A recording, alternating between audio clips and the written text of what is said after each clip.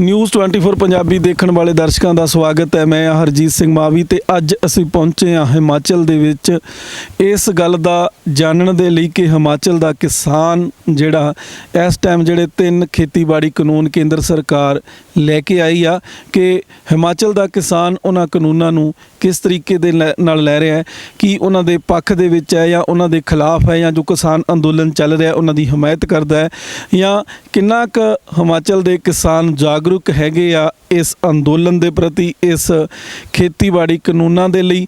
क्योंकि देखण दे विच आ रहा है हिमाचल दे विच भारतीय जनता पार्टी दी सरकार आ ते जो दिल्ली दे विच किसान अंदोलन चल रहा है बहुत घट गिणती दे विच शमूलीयत हिमाचल दे किसान वल्लों उस अंदोलन दे विच कीती जा रही है।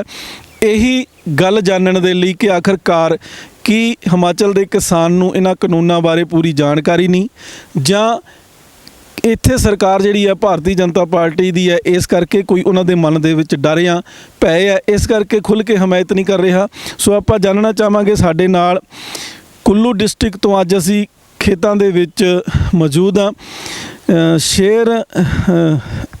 शेरचंद ठाकर जी साडे नाल मौजूद ने जिहड़े रिटायर्ड हैगे आ फॉरेस्ट डिपार्टमेंट दे विचों एज ए RO रिटायर्ड होए आ।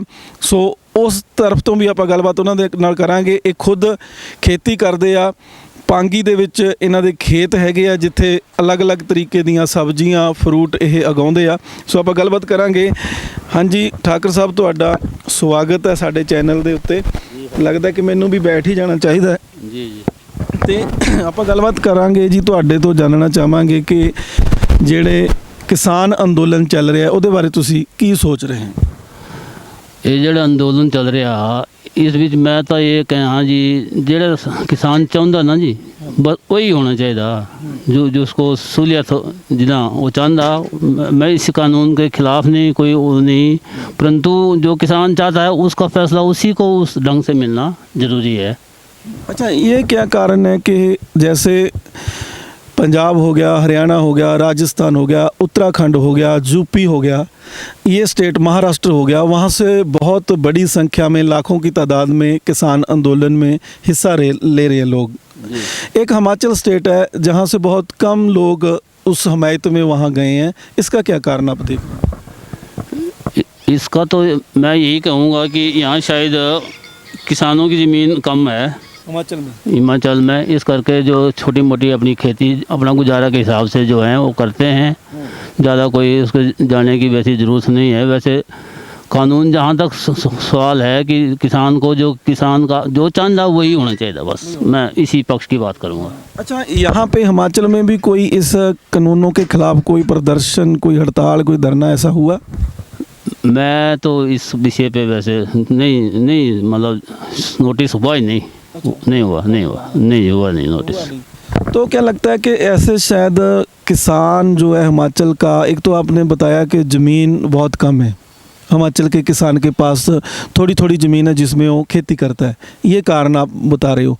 तो कोई एक कारण ये भी लगता है कि शायद जानकारी नहीं है कानूनों के बारे में, हिमाचल के किसान को कम जानकारी है। ये हो सकता है किसान बेचारा जागरूक इतना नहीं होने के कारण ना, ज़मीनें थोड़ी ज़मीनें अपना गुजारा है तो इस करके इतना जागरूकता की उनको ज़रूरत है नहीं जी। अच्छा यहाँ जैसे हमारे पंजाब में, हरियाणा में किसान यूनियनें बनी हुई हैं, किसान यूनियन बनी हुई है, तो यहाँ हिमाचल में भी कोई है ऐसा संगठन किसानों का बना हुआ जिसका कोई प्रेसिडेंट हो?